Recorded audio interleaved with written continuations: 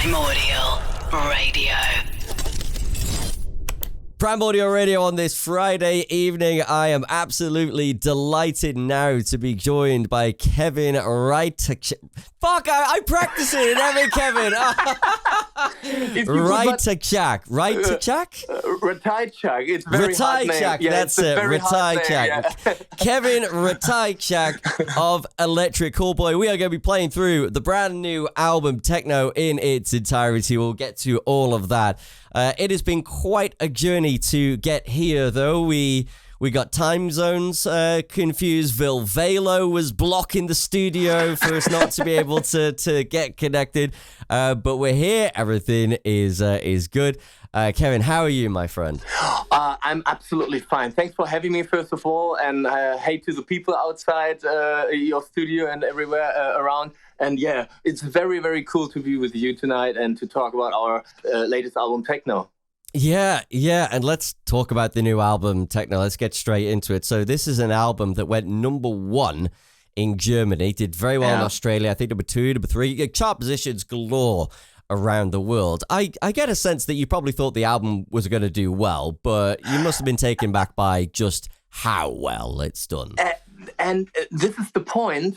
When you work hard on a matter, like when you're working creatively on music in general, you kind of lose the distance. You know, you don't know how to to think about your own work. You of course you like it because you listen to it every day and you try to perfectionize every song. But in the end, I can never have a clue how the people will react to it. Of course, we had a lot of singles out before the actual album release, and they did really good. But it was a total, as you said, it was a total surprise how well it went. And not only in German, of course, we aim for the one because this is always the goal. Like we had some top 10 albums in the past few years, but the #1 was always the goal. It's like something on our bucket list, something to show to your family and friends. But the biggest surprise were the other countries, to be honest. Like as you said, Australia, we did very good in Belgium. Like, come on, we played. We used to play in front of 50 people in Belgium, and now there are sold out shows. We had to play twice on our last tour. It's just crazy what's going on at the moment. Can I ask you about playing that 50 people in Belgium? Because I've spoke to many bands, I've done gigs myself, bands, DJ sets, all of that sort of thing. And I'm pretty sure, like everyone would say, it is infinitely harder to play in front of 50 people than it is 5,000. So now you got 5,000, you got a room bouncy, you get the energy. Just like, how hard was it to convey what it was you were doing as a band with the comedy and the humor and the energy? How hard was it to win over 50 people in a room with their arms crossed, going, I'm not sure about this? I totally get what you're saying. The thing is, it has always been a part of our recipe for success, so to say, because we never cared how many people there are. Of course, if there are many people, you get all the energy from the people, and it like motivates you to go even harder. But the thing is, your goal should always be to go as best as you can, to do the best as you can, no matter how many people there are. In the first place, you have to do it for yourself. If you enjoy being a musician, being on stage, this is the most important thing. And the rest comes, if you're lucky, the rest comes, easy then. So we're going to get into track 1 of the album now, Pump It. Now, of course, this is the track that was submitted to Eurovision. Sadly didn't make it. What the hell were they thinking, not picking you guys? I don't know what was going on there. Like, first of all, it was not our own idea to take part or to even apply for the Eurovision Song Contest, but like there were some comments under our videos stating, this act should be at the Eurovision Song Contest, and we're like, oh yeah, why not? Let's try it. And then like the idea blew off and like got bigger and bigger. We didn't expect that. And in the end, Germany was a little bit too boring. So many people asked for it. And the thing is, it's not only about us as a band. Like, of course, we're different from what you usually listen to on the radio, on the main radio, on the big radio stations. But I think what the people were trying to say is we need something different. We need to dare something, like not only you when you switch on the German radio stations, if you listen to one song, you have listened to any song. Like they all sound alike a little bit, and this is the problem. We don't dare too much, but in the end, it was a nice journey for us, of course, and we enjoyed it to the fullest. And to be honest, we've been asked to apply another time. Okay, right. But the thing is, it's not that we're sad or but we don't feel like doing it again. It's like this one idea that you have at a party, like you had some drinks and then you say, wow, wouldn't it be cool to do this or that? And if you don't do it at this very moment, you're never gonna do it again. See, because I've got the Mr. Burns scene in my head where Homer comes crawling back. It's like it's you guys going to Eurovision. It's like, come crawling back, eh? but it's not like that. It's just not the same vibe anymore. Like the thing is, like, if we did it now, it's like very planned and not spontaneous. It's the magic is gone. The magic is gone. Lightning is either captured in a bottle or it goes off to the ether. You can't manufacture that. But let's get into this right now. Electric Callboy from the new album Tekkno, which is out now. Track 1, Pump It.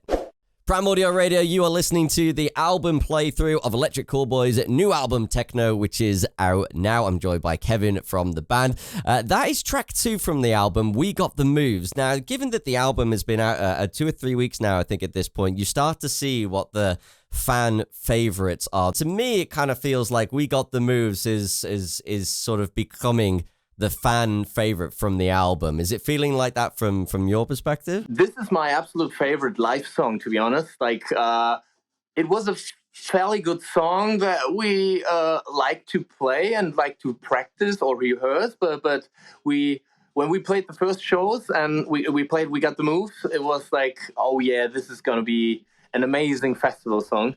And because there's this one part where everybody is like chanting with us, and it feels great. And there we are again, like many people chanting this very, very part in the song is absolutely amazing. And when you're standing on stage, we had big festivals this summer. It was just blowing off my mind. And remembering the video for We Got the Moves, this was in the middle of COVID. And we tried to, first of all, we tried to have a little party, but you weren't allowed to have that many people. Mm-hmm. So we invited a bunch of people over and we tried to like act like if it was a party, but it turned out to be a whole party because everybody was in the mood. Now, as part of these album playthroughs, usually when I speak to all of the bands, there's always talking about meaning behind the songs and everything like that. But of course, the nature of Electric Callboy's music is of course just so different because there's so much humor involved, and we're not going to sit here and go like, well, yeah, we're sitting on the park bench, and this deep connection and meaning. So, but one thing I am actually curious about then, is the comedic influences and how those sort of came into the band. So yeah, where are the sort of the comedy aspects and comedic influences? Where do they come from for Electric Callboy? Like we've been around for more than 10 years now, and like the comedic part was always a big thing for our bands. Like we always put emphasis on not being the mean rock guys on stage. Like only wearing black was never our thing. So when we started the band, we already wore like we looked like a Steel Panther, like we just somehow. But the thing is, after 10 years, you rethink the whole image of your band, and the one thing that we managed to do is to be taken seriously, which has never been very easy for us because everybody thought of us as a party band, and that either they said they'll be gone in a year or so, or they said, oh, it's easy listening music. They never said it would be professional music, or like it would be hard work to make our music. But the thing is, after we got a new singer, we were in a position to rethink all that, and we wanted to have songs that are related to characters. This was the first idea. And when we had Hyper, for example, and we wore those wigs and these outfits, it was all fun. It was such a good time that we had during COVID. Everybody needed that, and I think this is part of the success of that song, because it was in the perfect time for that. And since then, we just love to create new characters and new scenarios for our videos. And either it is like the silly wigs or the silly haircuts, or it's us riding a spaceship through space. But I think it's very important for us, and we tried that on our album Tekkno. This is a big part, of course, of Electric Callboy, but it's not only that, like sometimes even us, we are a little bit like, more serious, like sometimes we even sit on that bench in the park, but this is the smaller part, to be honest. This is the smaller part of our band, so. Absolutely, yeah. So tell me how Fuckboi came together as a song. I feel like everyone's known one at some point, sometime or another, whether it was a friend or whatever it might be. Exactly, yeah. We love the idea of playing with that word. Like everybody expects something of that song. Like you hear Fuckboi, and everybody has this one Fuckboi that you met on Tinder in his head. But we try to convert this picture that you have in your mind. Yeah, we try to convert it into another perspective. And this is so cool that we had to Conquer Divide with us on this track, because we had this amazing band, absolutely female band, and they are so strong, and they could portray what we're trying to say with this song so good that. It's not the fuckboy that is like the strong man, like maybe the fuckboy is like the asshole. The asshole, and he's the weak one who only tries to long for some love. And in this song at the end, I love how Kia portrayed her part in the song. And this is one of the songs that have a slightly deeper meaning. You have to check the lyrics. Also, it's not only about the melodies. Maybe the lyrics are important to anybody out there. Yeah, and video shoot. It's all about the video shoots with our band. We totally enjoyed the video shoot because the girls flew in just for that song 2 days in Germany, and we had such a good time. We spent an amazing day, and great band, and I can't wait to see them again on our US tour. We had to postpone it, or this is a little bit sad, but we're going to see them very soon. Amazing. Let's get into this now. This is track 3 from Tekkno featuring Conquer Divide, Fuckboi. Primordial Radio, you are listening to the album playthrough of Electric Callboy's new album Tekkno, which is out now. UK tour is coming up in a couple of weeks. I'm here with Kevin from the band. That was track 4 from the album, Spaceman, featuring FiNCH. Now, of course, a couple of collaborations over the album, and I suspect there's a whole list of bands that you could collaborate with, certainly now, but why FiNCH? Like, what was it about FiNCH that you thought, yep, we got to get them on this track? They'll be a great fit for Spaceman. We like rap music, so we're not only in metal music. Obviously, we like to combine different kinds of music, and we on an all track we had already a German rap artist, and we understand us as international band. We see us as international band, not only a German band. That's why we always had some problems with using German language in our songs. But with Spaceman, it was very surprising for us. This is not a problem. If the beat is good, if the riffing is good, the melody, people can sing along. And this summer we played a lot of festivals, and in the UK, for example, in France, in Spain, and everybody, we were a little bit afraid that people might not like this song live, but everybody was singing with us, and it was just amazing. And I think this song works even if it's German. And FiNCH is one of the biggest rap artists here in Germany at the moment. He's doing a great job at the moment. And thing is, we kind of had a common ground, because he's a rap artist. He sees himself as a rap artist, but he's also doing hardcore trance techno music. He's doing music for the Ballermann on Mallorca, Spain. Like he's very open-minded when it comes to music, and that's why it was the best decision to work together. And he's a great guy. We met a few times. He even visited us in Milano when we played in Italy. So it's not only, and this is very important to us, we've had some bad experience with this.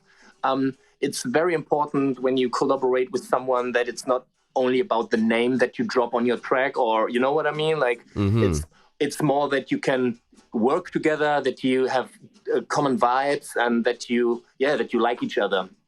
Only then you can work together. And absolutely, yes, yeah. You need that chemistry there, without a doubt. We've very briefly earlier we talked about some of those early days in Belgium, and convincing people, 50 people, all that sort of thing. But I did notice when I was preparing for our chat today.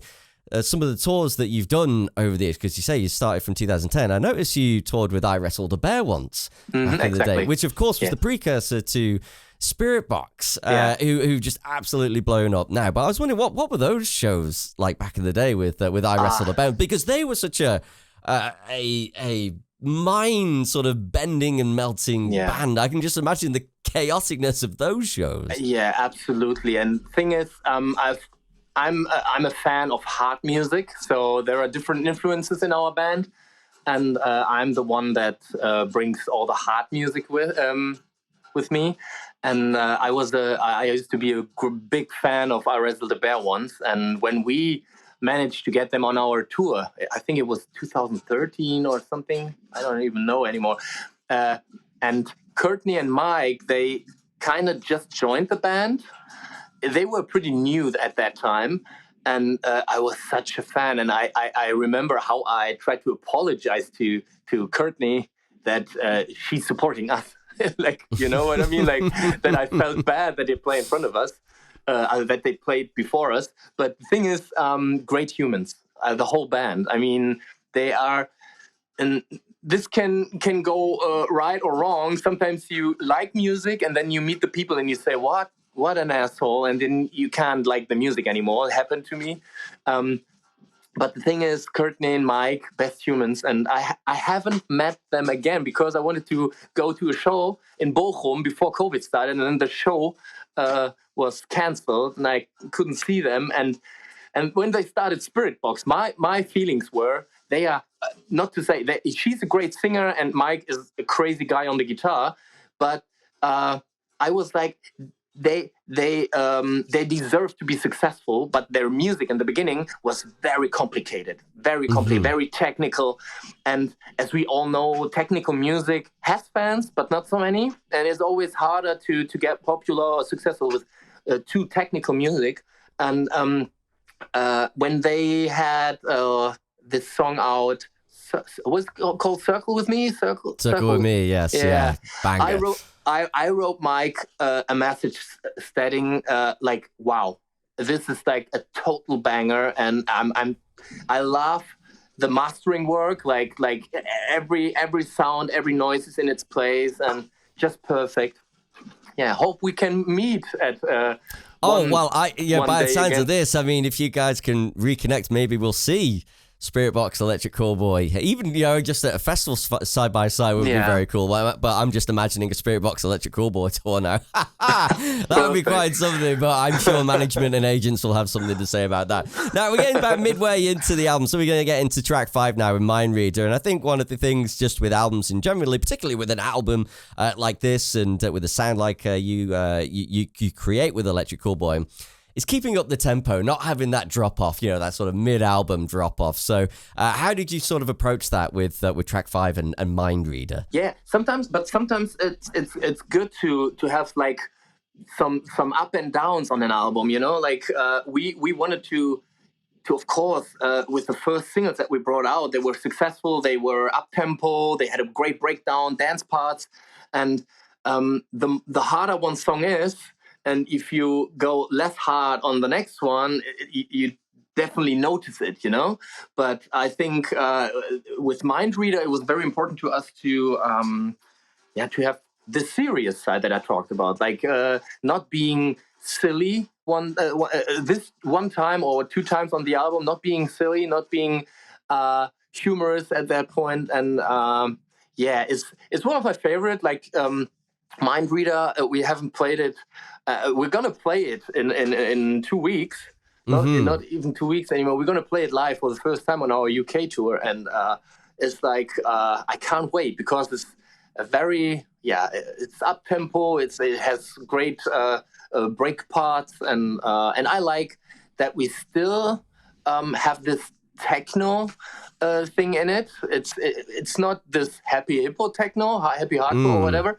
It's more like serious techno, and I like how it's combined. Don't want to... Kind of like a moment of acknowledgement. Maybe a song that's like the glue that kind of holds the others together somewhat. Maybe. Both sides. This is a good... you're better in English than me, I know. Well, I mean, I am. Like, as I say, I don't know German. I'm such a typical Brit and I don't speak a second language.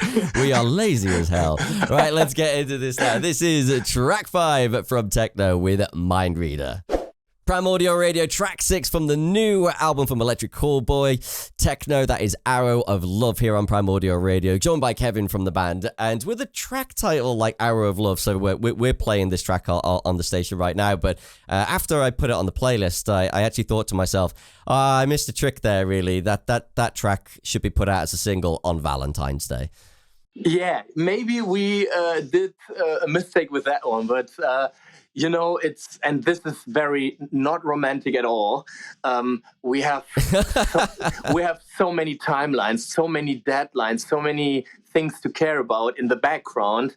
This is not what I became a musician for, to be honest. But would have been a great song for Valentine's Day. Absolutely. And you mentioned the serious side of Electric Callboy with Mindreader, and it's clear that you have that side to you. And so I think obviously we just have to touch upon the fact that you are now called Electric Callboy, and you changed the name from Electric Callboy to Electric Callboy. Now, I'll hold up my hands here as well. When that happened, I wasn't aware of why the term Eskimo was offensive. So actually, for me, it was one of those situations where ignorance was not bliss. And all of a sudden I was like, oh my God, as if I was such an idiot that I didn't know that. So through that process, I kind of feel like if there was people like myself out there the same, it was almost like a learning process to go through that ultimately. Yeah, it's the same for us. When we started the band, we didn't have anything bad in our minds. Like, it was just a silly name, and the rest was just music. And we never had all that what was created or was on that name has nothing to do with bad intentions, or closing people out or whatever. And when, of course, over the years, we kind of had some people saying, hey, this term is not cool. But we're in Europe, we're only successful in Europe, and people don't complain here, and we don't, and this is the most important fact for us, we don't make people angry here in Europe, because nobody knows about that fact, as you just said. But with the band, and I'm sounding like here Uncle Ben and Spider-Man. When you get more popular and more people get to know you, you have more responsibility. You have to look a little bit farther. And one of the main or initial happenings that there were to make us change our band's name was a festival in the UK where Canadian bands were with us on the billing, and they actually complained. They were complaining about our band's name, and didn't want to play with us. And it was like, wow, they don't know us. They don't know us at all. They don't even care about our characters or personalities. They just don't like us because of the name, and this can't be the right way. And now we have to think about all that. And then we started that learning process, and we got in touch with people that know more about all that. And long story short, we learned a lot, and it was almost embarrassing how less we knew before. But honestly, I felt exactly the same when I started reading up myself, and I was like, "Oh, Pete, you fucking idiot!" But it's a good learning process, and ultimately, in a time where it's call it cancel culture, whatever you want, people getting shut down. I just feel like the process of learning is better than just shutting people down. Absolutely. And I think, of course, sometimes people are a little bit sensitive. I know that. And this is also a big problem. This is the other side of the medal. But the thing is, the people, the Inuit for themselves, they decided not to be called Eskimo. And this is all I want to know. And from then on, I don't have to use that word, because it's not up to me to decide what they are called. They should decide about that. And thing is, it's just a name. Come on, it's just in our minds. We are the same persons. We are people. We have the same music. Nothing's going to change, and nothing changed. And this is why it was so easy for us to change the name. From the idea, it was not easy at all when it comes to all the other stuff. If anything, I think Electric Callboy is a more accurate representation of who you are anyway. I think it's worked out. For so many reasons, I think it's worked out for the best, which has been good to see. So we're going to get to track 7 now with Parasite. Now, do you remember years ago? I don't know how big, if this song got big in Germany, but I can't remember the artist's name. But there was a track that got big in dance scenes here in the UK called Zombie Nation. Is there a sample in this? Because it sounds like somewhat similar. Okay, I don't know about that particular song. I know that it sounds like the Blade theme when they are in the disco. Like the first Blade movie. Okay. The Blade. Oh God, the Blade movies. I rewatched those recently. Yeah, they are so shit, but so good. Absolutely, I love it. The blood disco and the butchery in the beginning, they have a similar sounding song. That is what I know, but I have to check the Zombie Nation, or what is it called? Zombie Nation, yes. And unfortunately, I can't remember the artist's name, but it was a massive track. But it's such an earworm. But yeah, if you get a chance, check that out, because there's definitely. It feels like a little bit of that there. Okay, I'm being totally honest with you. I would confess if it was the case, but I don't know that song. So far, maybe I know it, but I'm going to check it out after we talk. Well, it's good to know as well things like Blade influencing Electric Callboy, because I kind of feel like, those films and your music. I can imagine your music on a Blade soundtrack. Yeah. Just imagine Blade with a wig on. Oh my God, it'd be so good. Blade with a wig on. Let's get to this now. This is track 7, Parasite. Primordial Radio, that is Techno Train from the new album Tekkno from Electric Callboy. Here with Kevin from the band. We were just joking about Blade with a wig on, talking about Parasite there. And of course, the wigs are a big thing now, and hilariously, so I've got a group of friends from back home in a WhatsApp group and everything like that. Huge fans of yours. They're going to be at the show in Manchester. And honestly, they would shout out Kev, Adam, Pete, I think as well, that they have been WhatsApping each other all of the different outfits that they're buying and on Amazon. So I haven't made it out to a Electric Callboy show. So is that become a massive thing now, where you look out to the crowd and you just looking back and you're just seeing wigs and gym outfits for days? Is that a thing? Absolutely. First, it was only us on stage looking silly, but now, and I kind of like it. Yeah, the audience does as well, and it's a good thing for us to see on a festival where a lot of bands are playing, to see who came for us. When we come to a festival and everybody's dressed in workout outfits and whatever, we know this is gonna be a good show, because so many people dressing that way. But thing is, and it's not even just. Yes, I don't say it easily. Back then, when we dressed stupid on stage, I had a reason for that, and I always told in interviews that I like when people don't care about their outfits, because we all come together to have a good time, to enjoy, like to leave the problems of our everyday lives outside. And this is what I always say when people ask us about our style outfits, and it hasn't changed since then, because when you try to dress, when you like in Germany we have Carnival, we have like Fasching. Yeah, you kind of get dressed and you just enjoy yourself with your friends, and this increases the party level, I would say, when you have a look around and everybody's dressed funny, and I totally enjoy it. And there's one thing that I remember. We had a signing session in Belgium, or I don't even remember correctly, but we had a signing session and there was a guy dressed like me in hyper, and he was so accurately dressed like me that I could have so he was like fake Kevin, so he was your doppelganger, like, so people were probably going to him for signings. I kind of tried to make this mirror move with him, like he would be the opposite side of my mirror. He looked totally alike. It was so funny. Yeah, it's like really crazy how much work people put in this.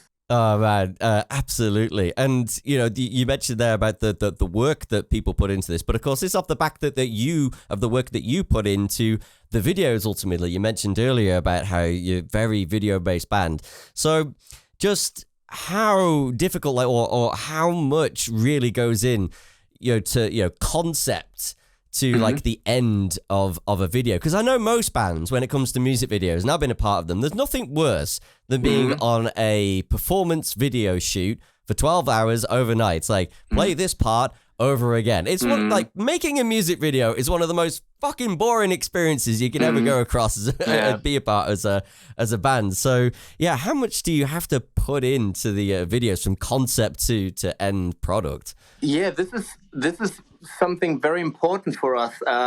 It's all self-made. We have like all the professions within the band that we need to make a video. Our guitar player Pascal, he studied all that cinema camera stuff, and together with his brother, he has a little company, and we have a good crew around us that helps us, of course. But all the conceptioning, the concepts for the videos, is all made by us, and this is a good thing because we'd like to be perfectionistic. Is it the right word? Like perfectionists. Perfectionist, but pretty good though. Pretty good, man. Honestly, if you asked me to do the reversing German, I'd just be like, yeah. We had some experiences with external services that video shoots and.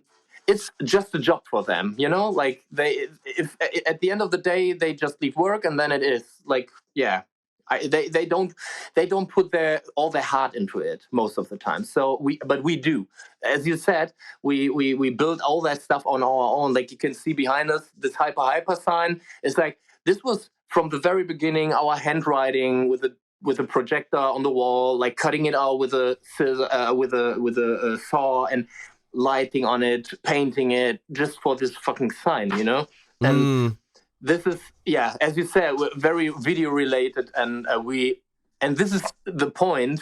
It's not only performing over and over again. This is why we actually like music videos, because we involved in everything, like from the very beginning to the end, and this makes it a lot more exciting than. Yeah, maybe just for playing the same riffs over again, lip syncing. This would be boring, yeah. And to be honest, this is the smallest part about it. Like actually performing is just okay. Now we can but it's cool. I love that. I love this to be a part of our job. And we've talked a little bit today about the sort of the language barriers between us, and this next song. Then I'm definitely going to need a bit of help. I think, given it's called Huurikan, and I have an idea. I'm not that fucking stupid. But yeah. So this is this is a song that is in German. Was this the first song that you've done in German, or have you done a few more previously? No, actually, this is the most silly song of the album, to be honest. We always wanted to do, it's a German, I would claim it to be a German genre. It's Schlager music, Schlager in German, Okay. Schlager. It's like, I don't want to downgrade it or something. There's a huge fan base of this kind of music here in Germany, but it's mostly couple dancing, and maybe from 40, 50 on the 60th birthday of your auntie, you know what I mean? Like this kind of music. Mm-hmm. And we always told our fans that we want to do something like that, And I don't know how it happened, but we had this synthesizers and we started that song and it was pretty funny. But we couldn't go all the way in Schlager music. We had to have this, a little bit. We had to technify it. Yeah, exactly. We had to put the sauce in it a little bit. Let's do this now. This is track 9 from the new album Tekkno, Huurikan. Primordial Radio, that is Huurikan, track 9 from the new album Tekkno from Electric Callboy, which is out now. And you've been listening through to the album in full, in its entirety, with Kevin from the band. We've got one track left to play with Neon. And Kevin, thank you so much for joining us today, persevering through the issues that we had from Vilvelo blocking our studio in time zones, but we've made it happen, and I'm looking forward to seeing you in less than 2 weeks. I know the tour's got rescheduled, so the dates are when did the dates start again? Is it the 18th, something like that?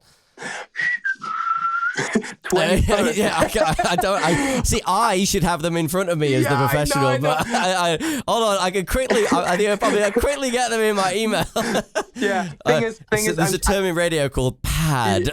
I think at this point I always tell the people I'm just a singer. I don't know anything. No, I got him. Right, all right.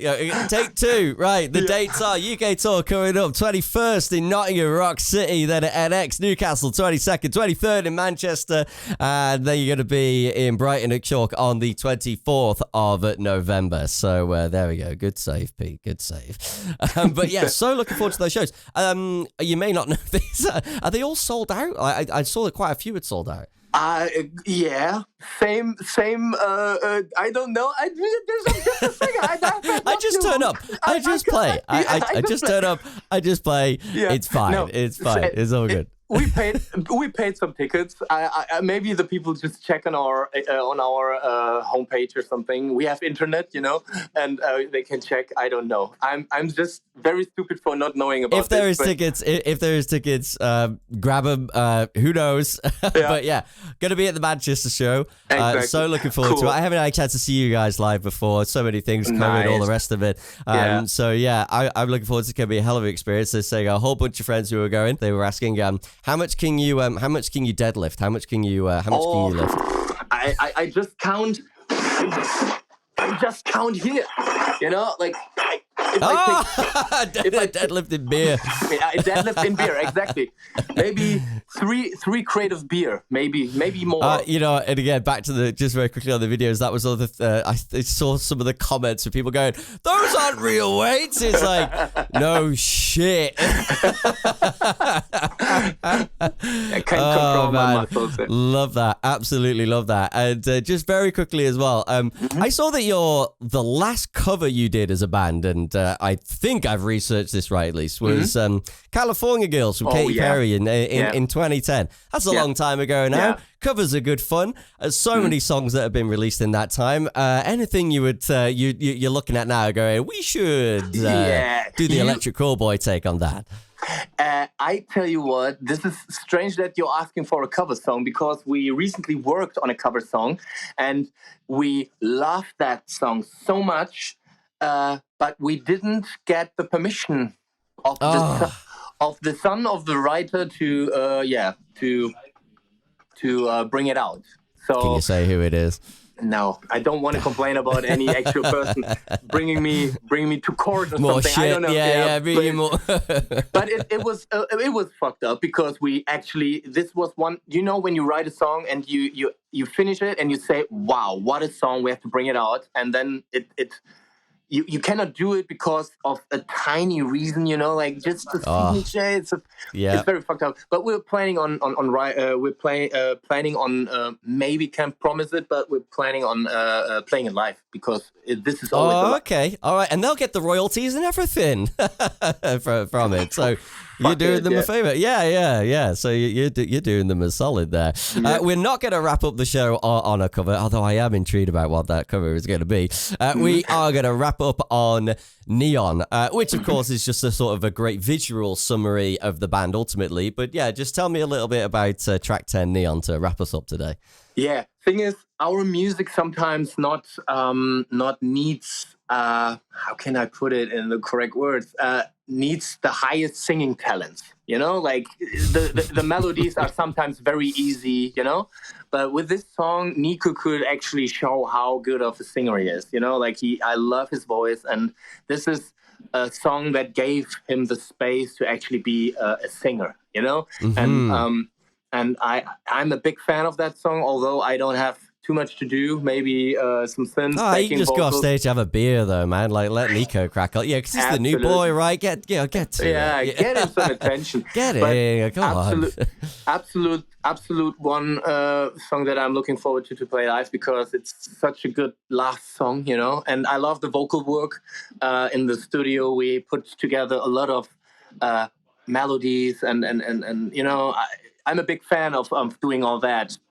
This is kind of my job, to put different voices together and have melodies and hooks. And I like it, especially the end of the song. And you hear a choir or something of that. And yeah, big fan of that. Big fan of that song. Nice. Now, given that we've played the album in full today, would you ever consider doing that live? Just going out and playing the album in full live? This is like maybe even have the chats between the songs. I mean, we talk a lot on stage, but this is like to make it a little bit more philosophical. I don't want to try to say that word, but what's it called? Philosophical. Oh fuck! Why am I even trying to say? Yeah, those words? It's fine. I gave up saying your last name like after the first attempt. Yeah, but. Fine, it's a good idea. I can't wait to be back on stage. I mean, it's been a while because Nico has been sick, and I just a couple of hours ago I posted on Instagram that I got the live vibes. I sometimes you wake up and you want to go back on tour, you know, and today was one of these days. Amazing. Yeah. Well, thankfully, those dates are coming up, and I can tell you when they're going to be. They're going to be in November, the 21st, 22nd, 23rd, 24th, because that is the utter professional that I am. Kevin, it has been such a pleasure to speak to you today. Thank you for putting out an album that puts out so many smiles on people's faces in a world that is just so full of dread and shite and wow. and just a chance to have that escapism. So let's do this now, wrapping up the album playthrough in full of Electric Callboy's Tekkno. This is track 10 from the album Neon. Kevin, thank you for your time today, my friend. Thank you so much, man. Primordial Radio.